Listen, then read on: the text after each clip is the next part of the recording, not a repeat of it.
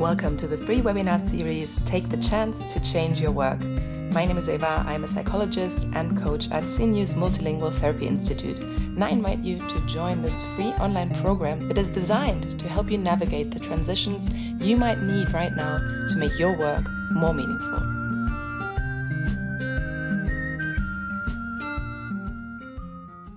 So, hello everybody.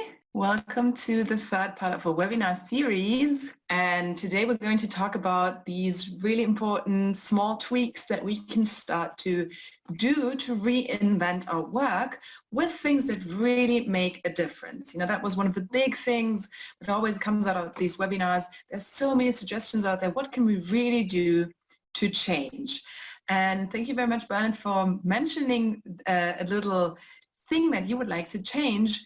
The lack of human interaction, that would be something that you would love to see happening, you know, that making things more human. I think that's a wonderful way of looking at things. And if that's your change wish, then I would invite you and everybody who's on the call already, you know, start with that one thing, with that one topic that you think, oh, I'd love to move a little bit more in that direction. And at the end, we always want to start with ourselves. And then the question turns into, if I value human interaction or human connection, what can I do differently in order to make that happen more often, on a small scale, on a big scale? And then we're going to link it today with experiences, with strengths, with values. So let's dive right into it. I'm just very aware that people are still joining. Thank you very much for joining on a day like today. It's a holiday here in Madrid, and I really appreciate seeing you here. So without further ado, I'll move into the overall view, just in case you haven't been here for previous webinars. Just very quickly, today we're going to focus on personal change, very specifically. In some of the other webinars, we said, well, it could be both types of change. We could be longing for something that happens on a community basis. Like Bernard, when you're saying, I would love to see more human interaction. That obviously is something that happens on an interpersonal level, right? On a team level, maybe in a company level, maybe even on a sector level, right? How do we interact with each other? So that might be more on the community side of things, but I want to bring it back onto this personal side of change, specifically today, because today we're going to ask ourselves, how can I use those things that I already have to move closer to what I want to have, or what I want to create, or what I want to see happening. So we're really talking today about the personal aspects of change, where we're looking at what can I do to increase my level of well-being, and therefore have more energy, and therefore can engage differently with the work that I'm doing. So a very specific session today. And the idea of reinventing your work is always, or not always, but mostly when I talk to my clients, it is this idea of there's something missing, and it's often related to well-being. That could involve, I'm missing some emotional connection to my work. I'm missing a sense of feeling fulfilled at the end of my workday. I feel that I would like to have some more purpose at work. And purpose is something that it feels a little bit woolly. You know, we don't really know what purpose is. Everybody seems to be talking about it. And I start seeing more and more initiatives about ikigai. You know, find your ikigai, a Japanese concept where it seems to be talking about the interaction of what I'm good at, what I love doing, what the world needs, what I'm going to be paid for. So a really complex problem that I actually got very curious about. So I took the chance and asked a Japanese client that I have, and I asked her, hey, okay, ikigai from someone who's from Japan, what does it mean? And she was like, it's just small moments of enjoyment doing something on a daily basis. And I thought it was really interesting because somehow we've read into this concept many, many different things. But if ikigai is the Japanese concept for having purpose and well-being on a daily basis, it is actually totally in line with what evidence that comes from positive psychology studies says. So we're going to dive right into that today, and I would love you to come away with some very practical things that you can start doing as of tomorrow to make your work feel more meaningful, more purposeful on a daily basis. So today we're going small in the sense of we're going to the actual things that you're doing or not doing on a daily basis. And I wanted to offer this quote today because a problem that I often found for myself when I worked on small changes at work is that it's easy to get lost, right? There's so many things that we might be doing. Sometimes we lose focus. And that is basically what Michael Nolan is conveying in this quote. There are many things in life that will catch your eye only if you will catch your heart. Pursue those. We could think about this in a very big way, saying, okay, I need to find that one thing that I love. And then we usually get very intimidated. I have a lot of clients who tell me, I'm so intimidated by it, right? Purpose, but what is purpose? It sounds so big. I don't know if the job I have, the type of job I have, can provide me with some purpose. It seems like only if I work for an NGO, I can have purpose. And that's something that I want to really go in today to debunk that myth. Because purpose is found in small, everyday moments. And as we're going to see what type of moments we look at. So the hope that I want to convey today is that even if right now, whatever your situation is, you think you can only make small changes, that might be enough to accrue for a really big result at the end of the day. So let's just throw out some work situations that you might identify with. You might be saying, okay, I have a job, but I'm on hold. I don't know if my project is going to survive the coronavirus crisis. I don't know exactly how my team's going to look like. Once we're going back into the office, maybe you are already going back into the office. I don't know. Maybe you don't even have a job to go back to. You know, there's so many different situations. And the question today really is, if I start to think about what I want my work to look like 1, 2, 3 years from now, what are the small changes that I can make as of today that might, bring me closer, might lead me into that direction? And then it's really about focusing on the right small things. So what are the right small things? Where's your focus? That's a huge question. We say, what is your focus on those small things that maybe feel like you need to focus there, but they won't make a big difference? Or are you really focusing on those big elements that will help you feel more well-being at work? So I want to introduce a little metaphor here that was coined by Hugo Albers. He is the founder of Positive Psychology, the Positive Psychology program, now called positivepsychology.com. It's a huge resource for researchers and for practitioners like me, and he's also a researcher. So he found that he coined this term, and it's really wonderful to work in a coaching setting. And the idea is this: you are the captain of your boat. You're standing there, you're leading your boat in a certain direction. So obviously on a boat we have different things. We have the steering wheel, we have the sails, we have a compass, but it's not only about the boat, right? There is weather around us, there's other boats, there is the sea, the environment, the water that I'm in, which is kind of representing the different areas of our lives. And there might be also leaks in my boat, right? Represented by this rescue ring here. Might be leaks, right? And of course, if I'm a captain, I have a map and I have a destination. And I'm trying to get to that destination. But what happens is that the weather's always there, the water's always there. I'm not completely independent. I depend on outer circumstances, but the main thing is that even though the winds might bring me away from my original course, I need to become aware of that. And when I become aware, then of course, I need to make small readjustments.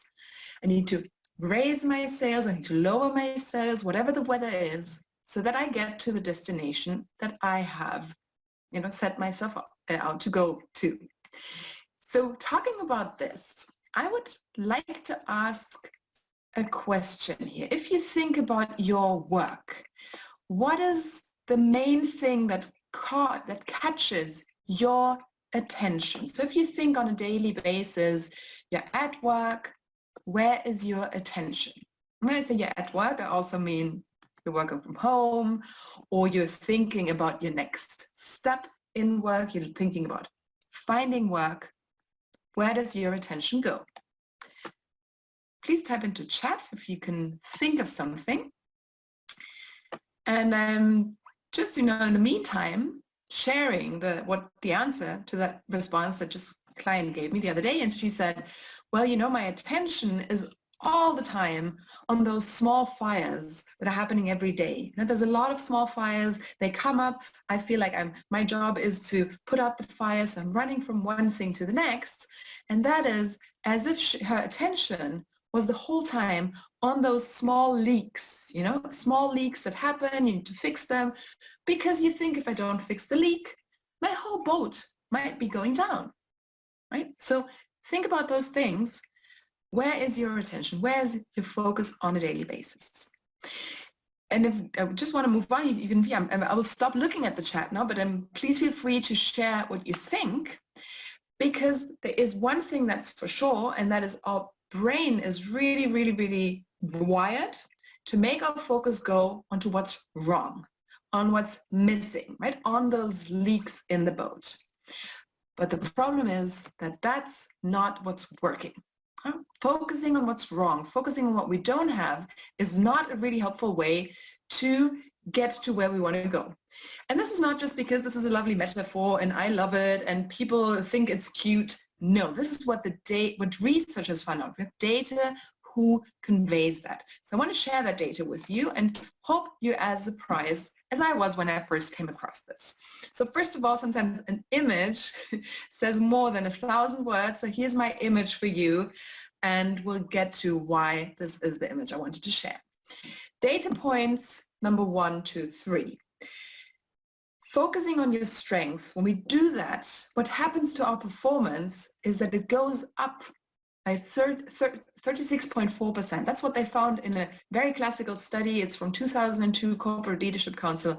They found that if a direct supervisor helps me to focus on my strengths, always asking questions like, okay, so what's working for you? What is the strength that you can bring in? What's the thing that you have that will help you get to those sales quota, get to those, targets that you have, create those human connections that you want, so just to bring up the topic that Bernard mentioned.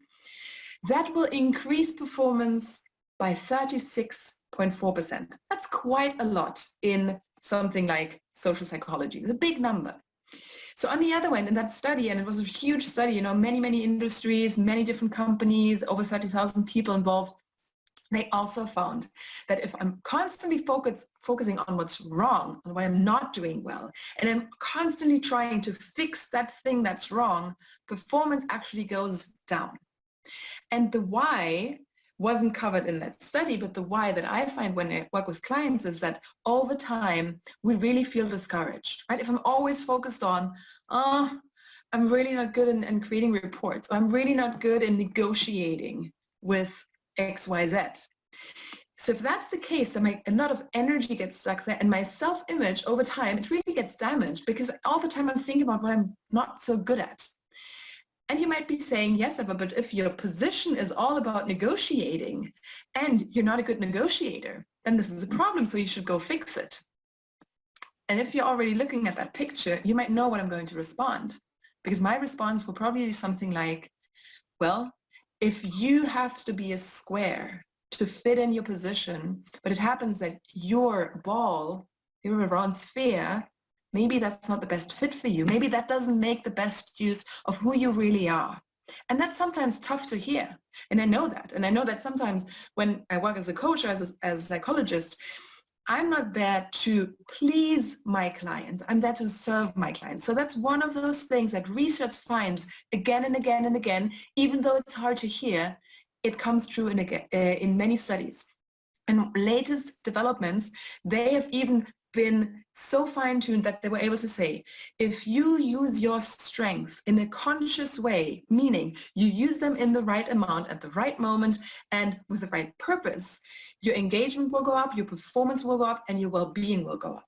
What does that mean on a personal level? It means that if I know that I'm a good leader to my team, and I know that I'm somehow creative, and I know that I'm also can be very humble, then I need to know when and how is the best time to use my humility. Because it doesn't fit always. When and how is the best time to bring forth my creativity, and then do it consciously, strategically.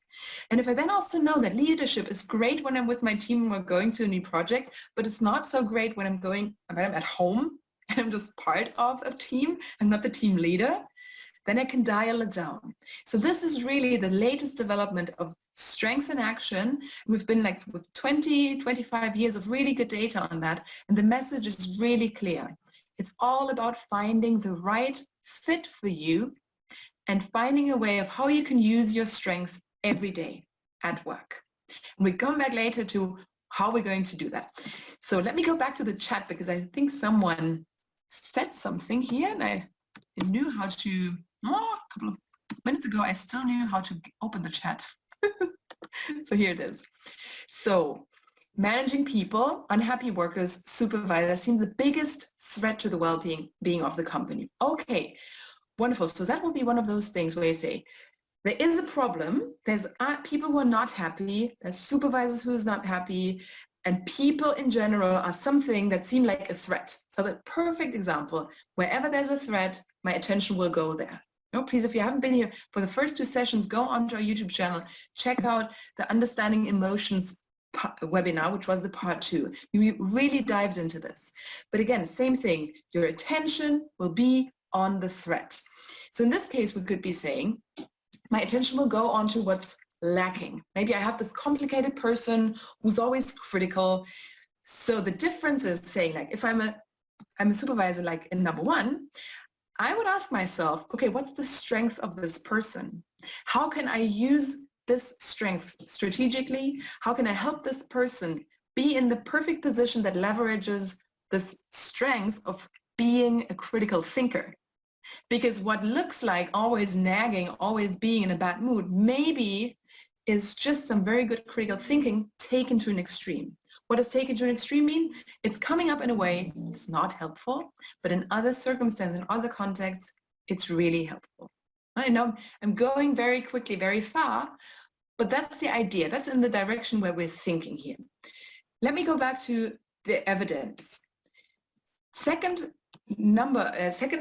big chunk of that evidence goes along the side of stress. You know, stress has obviously been looked at a lot in a company environment, and there's 2 things that are really striking. Number 1, when we experience stress and it's not meaningful, it leads to burnout.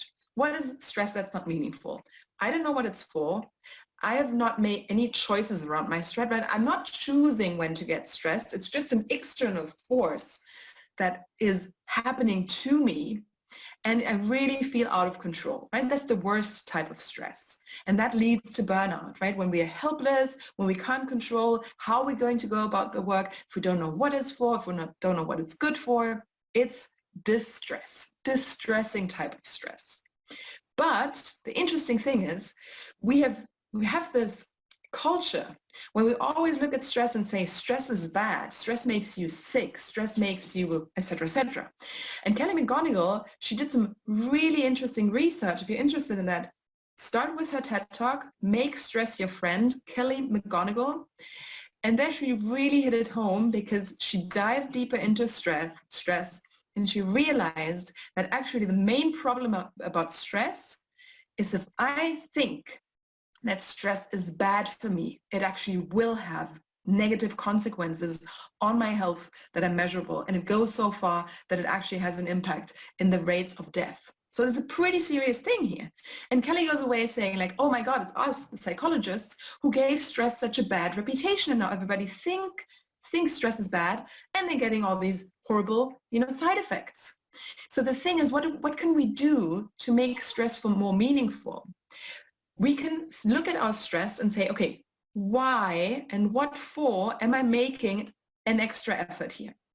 And that actually leads to big changes that are measurable on the brain level in terms of what are the neurotransmitters, what are the hormones that are excreted, and how does our brain recover after a moment of stress. So really big time findings here that have to do with the physiology of our brain. It's beyond psychology. It's even bigger than psychology because it becomes something physical. But the starting point is, how do I think about my stress? Can I make sense of my stress? So if I can, it actually leads to growth. And so that's why women can give birth under circumstances of pain that are actually too high for us to take. And normally a person would just go and faint. But there's a big meaning behind. So we could really take this out of the context of work. There's amazing data that shows that. How does that translate to what something you can do? Really is asking yourself the question, what am I willing to make a huge effort for? What's the thing that energizes and it excites me enough so that whatever stress will come up around that, it will be worth it. So the second chunk here of data points. And the last chunk of data point, really good news here. And the number one is that they found that when you have something at work that you really love doing, and you just do it for 20% of the time, that is already enough for that thing you love to be a protective factor. And that was actually found in a hospital environment, so where there is always constant pressure. They were analyzing people, and they found that if you just had 20% of the time with something, an activity that you genuinely can say, I love doing this, that's great, because it will make you more stress resilient. And please, we don't want to look at this data of like, oh, and now we will make people do something they love so that then we can take advantage of them. Like, no. Today, we're just talking about you as a person, and I'm asking you, to find that thing that you love and make sure that you can do it every day, at least 20% of the time. And maybe it's not even every day, but it's 20% of your time in a week. And start with that. And the last piece here that I wanted to share with the evidence-based suggestions is something that really got me thinking. And it's the following outcome that they had in the study done last year. And it was about the question, okay, what do we need to be flourishing at work? Do we need pleasures? Like, I have a great time, I love doing this, it's so much fun. Or is it meaningful in the sense of, I'm making such a great thing, providing great service for society, we're doing the right thing, we're being ethical about what we're doing, it's very important long-term, it's hard, right? It's not really fun, but it's ethical long-term. Which of both do we need? So what they found is that actually those people who had both, who had pleasure and meaning, they were best off. Da-da-da! You weren't getting like, okay, yes, psychology always coming back with what we already know. So, yeah, maybe we already know that, but now that's the last point that I didn't mention yet.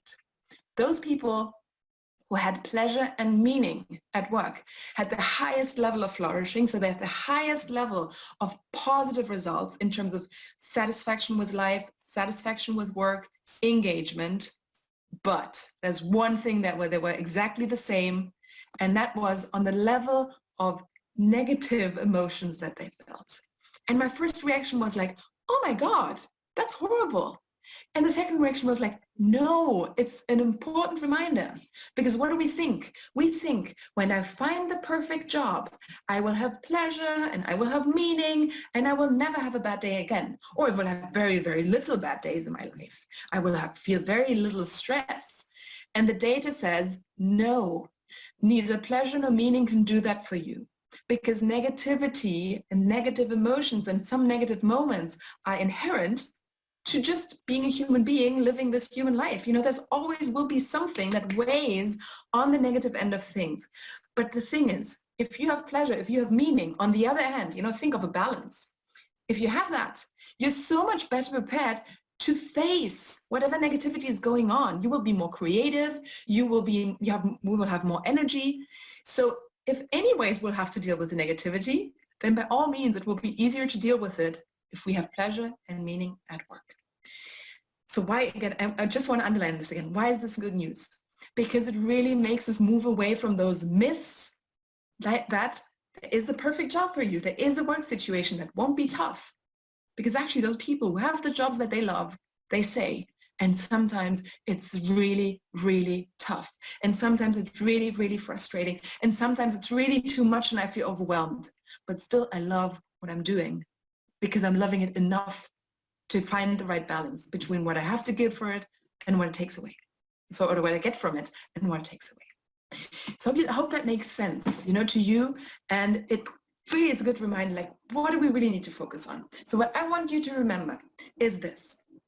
We really don't know how far we could get, or you would get, if you had all those things that might be lacking right now in your life, in yourself. But for sure, in the meantime, you will get much further if you just started using those things that you already have. And what are those things? Those things are internal resources. Those things are external resources. Those things are your experience. It's your dreams. It's that inner compass that we have, that on our boat, right, where we're the captain, it's the thing, it's the instrument that we look at to know if we're going in the right direction. So we want to start activating those things because that's when we can hold on to. And so I can hold on to my strengths because nobody can take them away from me. I can hold on to my values because nobody can take them away from me. I can hold on to the experience that I have because nothing can take that away from me. So it's really a formula to even keep hanging on there. If you're the worst of storms, you're still there as a captain on your ship, you know, moving forward in a direction that's more or less where you want to go to. So now we're going to bring all of these ideas, we'll bring them down to earth, and please don't hesitate, asking questions in the chat because we'll come back to that. So I'm going in the step-by-step process right now. So if you have a piece of paper, that would be great. If you say, okay, but this is too much information, don't worry, you'll have this video available so you can always go back to it. Just relax into the experience. So when I work with clients, one of the first things that we do is we look at experience. And the question here is, what's unique about me? What's unique about my experience? And that's not in a way of like, oh, I'm so special. Like, no, it's in the sense of, what can I offer? What have I learned? What have I experienced that is valuable to a job, to a position, to a project, to a problem that the world needs to solve right now? Right? That's hugely important questions. What do I excel in? That's another one. You know what I'm really stand out in. So with this, we start creating a little overview. So you might use little post-it notes, I think are very helpful. And start on each post-it notes, you start putting something, right? So I studied electrical engineering. I have experience in living in different countries, or I have experience raising children at home, because that is also an experience. What has it taught me? What have I learned from this experience? So we really go deep into those things that are unique about who we are. So I'm just seeing that's the question. What about the external things that we cannot change? Yes, okay. Let me come back to that in a little while. I won't forget the question. It's actually a wonderful and very relevant example. So we will come back to this. Have in mind that idea of the sailboat, right? We're really thinking about the sailboat. So COVID and all these circumstances, it's a huge storm, right? We're in the midst of it. It has all the capacity to make our ship sink, absolutely. So what do we need to hang on to? So what I'm saying is like, okay, experience could be a relevant experience, saying like, have I experienced a difficult time in my life before?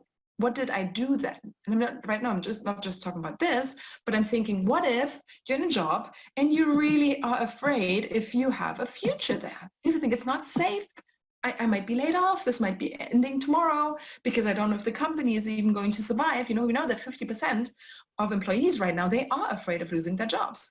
So in that sense, can you hold on to your experience? So asking yourself, okay, what have I already succeeded in? What are some of the examples where I really made a difference to a project, to a team, to myself, to the world, to a friendship, and you write it down. These experiences are part of makes you who you are, and it's part of what makes you strong. But because even the negative experiences, we can find something that we learned there. So if you say, well, my recent experience is that I just happened to be laid off. I was the first person to go on a team, and that was really painful. And I really feel down about it because I'm not trusting myself anymore. So that's exactly one of those situations where I sit down with a client and we go through different life stages and we make a list of all the experiences that made them learn something, that made them stronger in a certain environment, that gave them some experience that is unique, and we put it all together. And that will be the starting place, right? That's just one of the aspects that we want to hold on to. So what we even can add to that is that experience that I still want to be making, because sometimes that will give us, will make us look into the right direction. That's the last question. What do I still want to learn? Because maybe you're stuck, and what you really need is you need a new challenge, and you feel like, well, maybe I might be losing my job, but I wasn't excited about my job anyways. What do I still want to learn? Oh, what's an experience that I don't have, but I'm super excited about having it? So here, this is a very different state of, very different emotional state than being critical about ourselves. I'm not saying like, oh, and I lack this, and I lack this, and I lack that, and I don't have that, and I haven't learned this. That's not helpful. But if you go, I'm excited about programming, it's something that I never looked into, and I'm actually really excited about adding that to my professional skill set. That's the direction, because it's positive. It comes from a positive emotion. It doesn't come out of fear. It comes out of a motivation. And so the motivation is always something good to hold on to. So this would be our step one. So practically in a coaching process, we would spend minimum a session and some homework to really analyzing and pulling out the words that make up your experience. I can make little word clouds. And then we move on. The next question would be to talk about strength.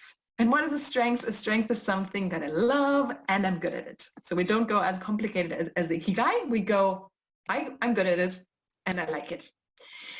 And as I said before, the goal is we want to have a strategic and conscious strength use, which is not that easy. And specifically, like we did in Spain, for example, in other European countries, we don't have the best culture talking about what we're good at. We feel it's like a little bit boastful. Maybe it's not okay doing that. We'd rather have other people talk good about ourselves.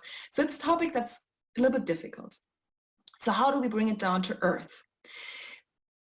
One of the strategies to discover your strength is obviously to take a strength test. So strength tests are things like the VIA, and I'm just putting that in the chat, the VIA character strength test, which is for free, but it's very general. Then we have here in Spain, if you want to do it in Spanish, there is a test called Forte. It's by IEPP. I'm putting that all in chat so that you can look at it, IEPP. And they have a very nice tool to identify what are your most present strengths, what are your least present strengths, and it's all about balancing them. And then we have the strength profile. Very, very complete tool. It gives us our strengths and our weaknesses and our learned behaviors. So it really looks at what am I good at? Where do I get a certain energy drain? Where do I feel excited? And that's a very great starting point. But if you don't want to take a strengths test, there is other ways of doing that. And that's often what I do with clients on top of the strengths test. And what I've created is a very simple tool. It's called the Lifeline. So what do we do in a Lifeline? Well, if you're a coach, you know exactly what I'm talking about.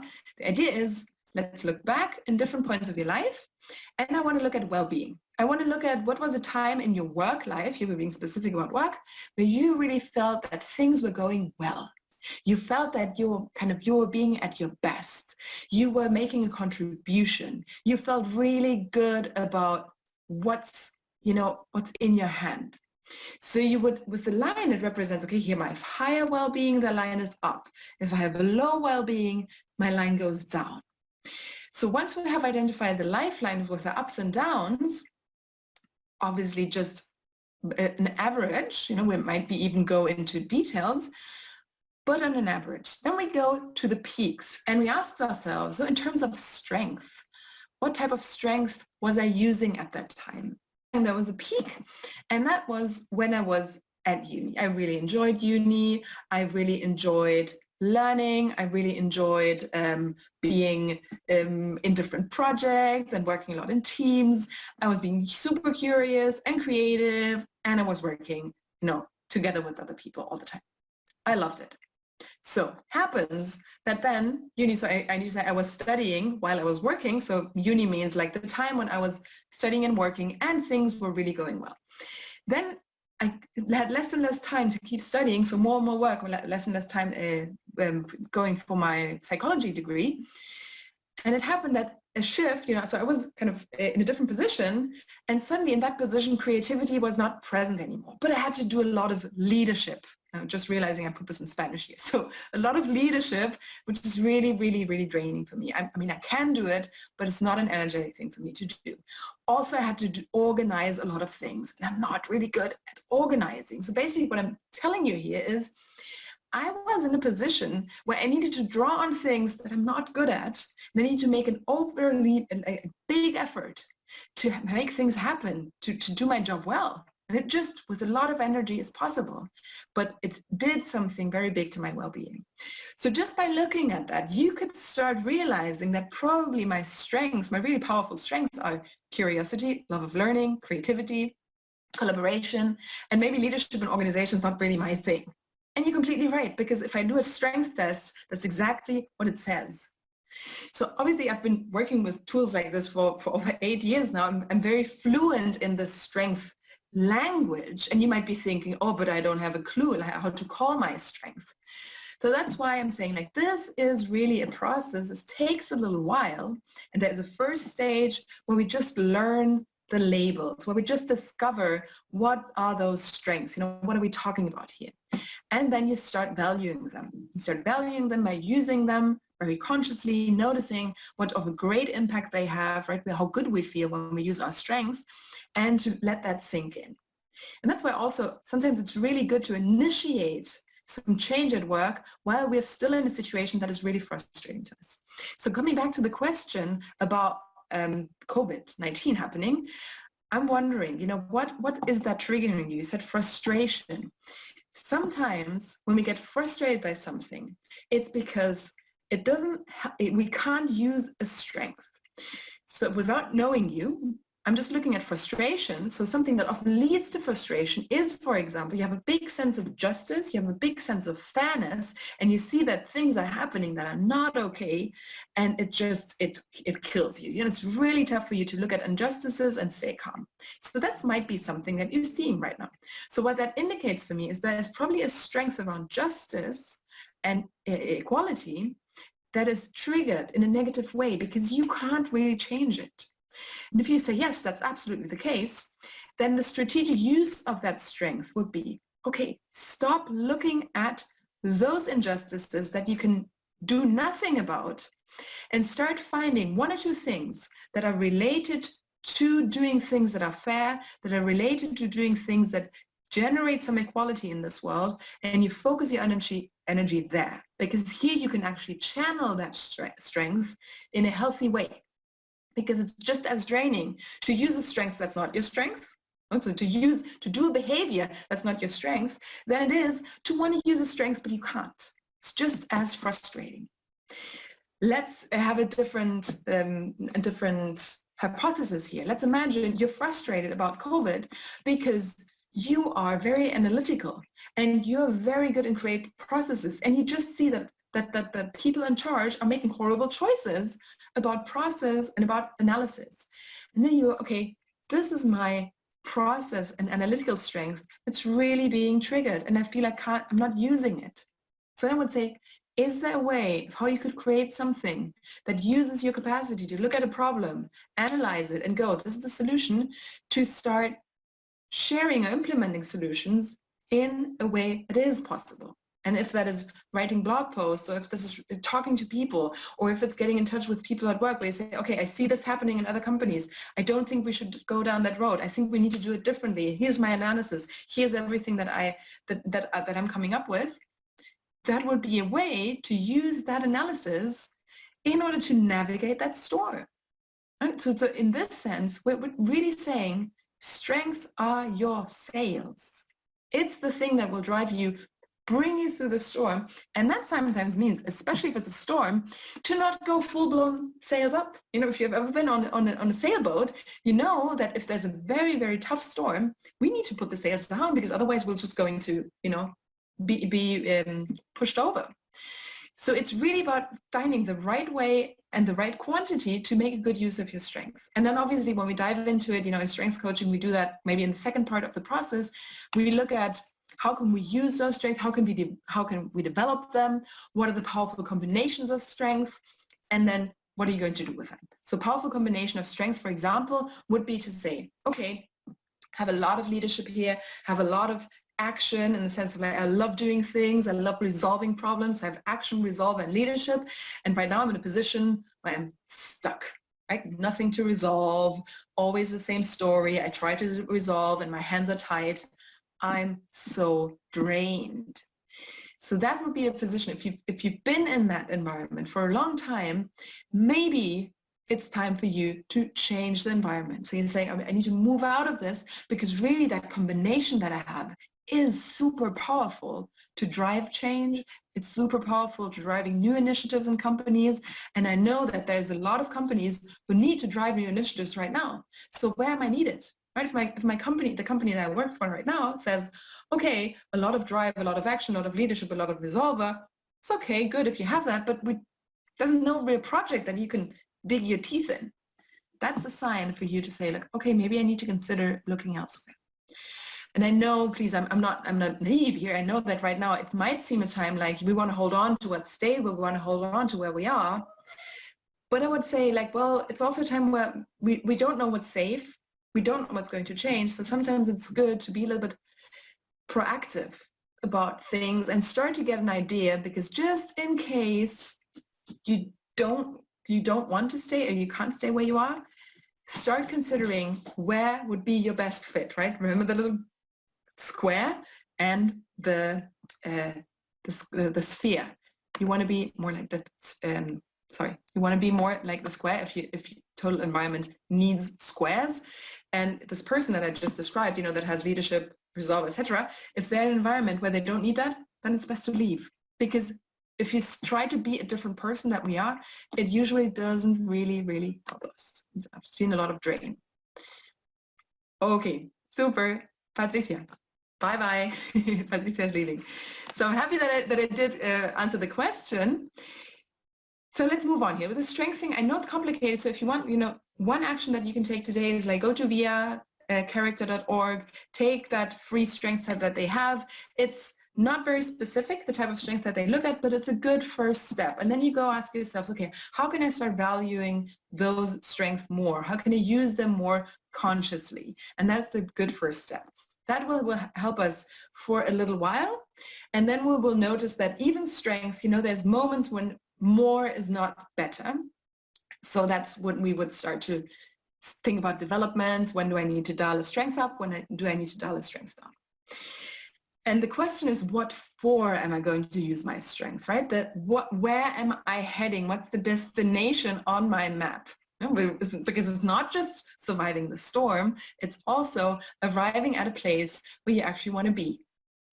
So values being something that is, again, sometimes tough to identify, the typical thing is to look at lists of values. So you look at lists and we ask them, okay, what's most important to me? And you start circling values and finding then ways of how you could live those values more. I've decided to take a different approach today. So I'm going to ask you some questions, or rather said, I'm going to read you some sentences.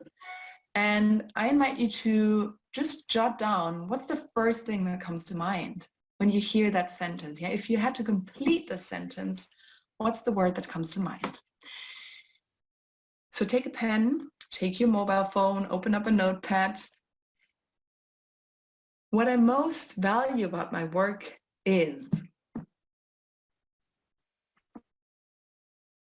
What I most want to contribute at work is. What I most want to be recognized for is. What I'm most proud of at work is. What I most wish to accomplish at work. And what I most want to be remembered for. So you can see these are all words like contribution, recognition, pride, accomplishment. It's all about what is the value that's most important to me and that I want to bring in or get from my work. So having been a very, very quick approach, obviously in the coaching setting, we would do much more, and then I could also help you fine tune this. I just want you to know what is the general idea that we would be working on, because again, a value is something that you can hold on to when everything seems to be falling apart, right? That's like, okay, I don't know what's going to happen, but I know for sure that I want to be recognized for great leadership, or that I want to be remembered for being a very kind person, whatever situation. Or what I most value about my work is the creativity. And I never want to let go of creativity. And whatever I do next, it needs to be close to creativity. And these things, values, they're never milestones. That's not something that you can, if you tick the box and then it's done. No, a value is the compass. You go in that direction, go into the direction of creativity, leadership, etc. Fill in the blank.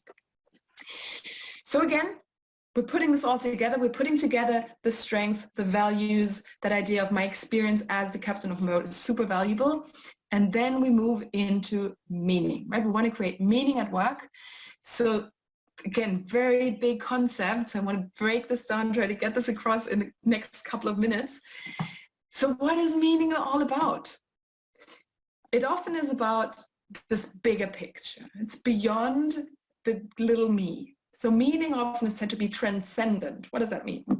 It's not just about my salary. It's not just about earning money, which could also be meaningful. If you come from a background where money was always lacking, just having financial stability can be hugely meaningful to you.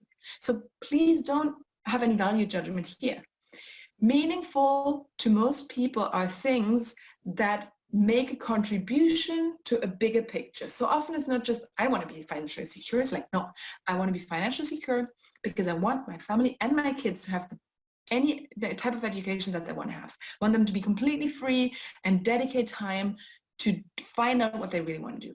Right? That's a very meaningful way of using money. Or you say, I want to earn a lot of money because I want to have a foundation and I want to help end world hunger, or I'm already trying to do that.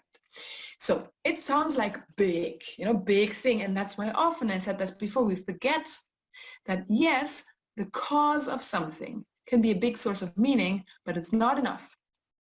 So we need to look beyond that bigger transcendent cause of meaning. We need to look into, again, bring in back this captain, the sales and the values. And what do we find then? We find then when we use our strength, it's normally a very meaningful activity. So there's tests been done, studies have been done here in Spain, where we found that when people use their strengths, they don't question the meaning of that. Using strengths in itself is meaningful because it's a very authentic endeavor. This is me. Another thing that's meaningful is living your values, right? If you value creativity, doing creative work is meaningful to you. If you value self-development and you're developing yourself and you're learning, that is a meaningful activity to you. So then the question is, like, me as a captain, and what can I do on a daily basis to be living my values? And it's even more than that. And that's something that I learned a couple of years ago when I was invited by several NGOs because they had a huge problem because they said, we've been trying to retain people by talking about the meaning of the work that we do because it's so meaningful. Because we're really working on ending world hunger, we're really working on allowing education for girls in Africa. That's a huge, meaningful thing. But people, they leave because it's stressful to be a fundraiser. It's stressful to be on the street. What do we do? So we started moving away from that macro meaning, and we started diving into micro meaning. So what is micro meaning all about? Studies show us that when we don't grow, we miss huge opportunities of creating meaning, because growing is an inherent human need. When I grow, when I learn, it's for most people a very meaningful task. Another source of meaning is connection with others. These are studies that were done with daily beepers, where they connected to people, like how meaningful is your life? And they found that when people just had a sense of connection to others, if they just spent time with people, if they just worked on something with people, they felt more meaning in their lives. And the same thing if they were able to contribute to one another on a daily basis. So the takeaway here was, if you want to find meaning, don't just look for the cause of your work, which is helpful, right? We also have data for that. We know that if people know why that stress, what is that good for, they are happy at work. So yes, positive impact and positive service is a good thing, but it needs to happen at the same time together with learning and growing and connecting and contribution. So these 4 elements are really, really big. Growth and learning for me could be together, connection, contribution. So ask yourself again, what is the one thing that if I'm still in a job and I'm not fully happy, like how could I do a little bit more of growing in my current position? How can I connect more with others? How can I create the micro environments where connection happens, right? That was the question that Bernard asked. So we'll ask you, so what do you already have that could help you experience more connection with others? Maybe there's certain structures, maybe there's certain types of meetings. Could we add a little thing onto that to increase that sense of connection and contribution, to others? So I'm just wondering here, I'm looking very aware of time. We have about 5 minutes left. And I'm very conscious, that these webinars, they're short, so we don't have that much time for interaction. But I have some chat here. Okay, so thank you very much. Do you have more questions? Like, okay, this is pretty complex, I know that. So you might be asking yourself, okay, I'm in a job, I'm thinking about the values, I'm thinking about the strengths. I don't know if I'm on the right place, should I leave or should I go? And that's something that we're going to cover next week, just to postpone, if your question has to do with that. I'm going to try to give you some decision-making tools to know, okay, is there still a chance of shifting around the job that I have so that I don't have to go risk, giving everything up? Or is it time to leave because it's too much? Because just from the experience of the last couple of years, there are certain indicators that maybe it's better to think of the next stage and think of the next job. So if you have any question you would like to ask something, now is the time. You could also think, I'm really, it's too much. I don't even know what my strengths are. I feel guilty with my values. When I go for them, I am doubting myself, all these things. This is obviously an approach that we cover in depth in career coaching. The difference between a webinar and coaching is that in a webinar, we just talk about the general indications, right? The general ideas. What is the research say? What do we need to know?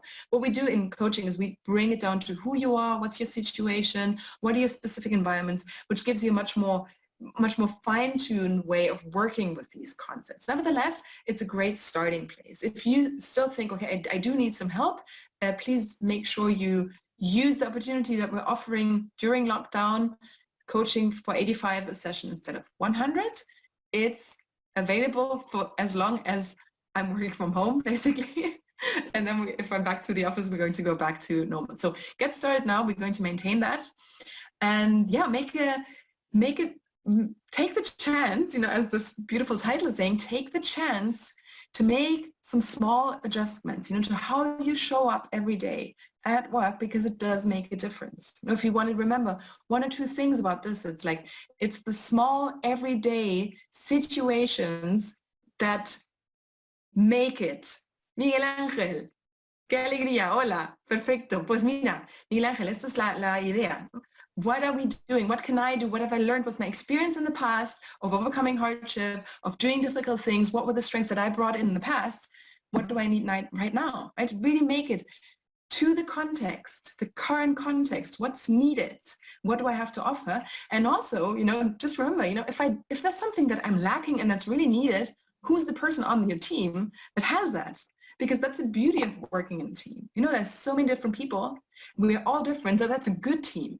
Nobody's well-rounded, but what we all are is we're experts in certain things. We're really good in some strengths and some technical skills or whatever that is. So when we bring that together, we're really not just a lonely boat. We're a full, group of ships that's going on that beautiful expedition together.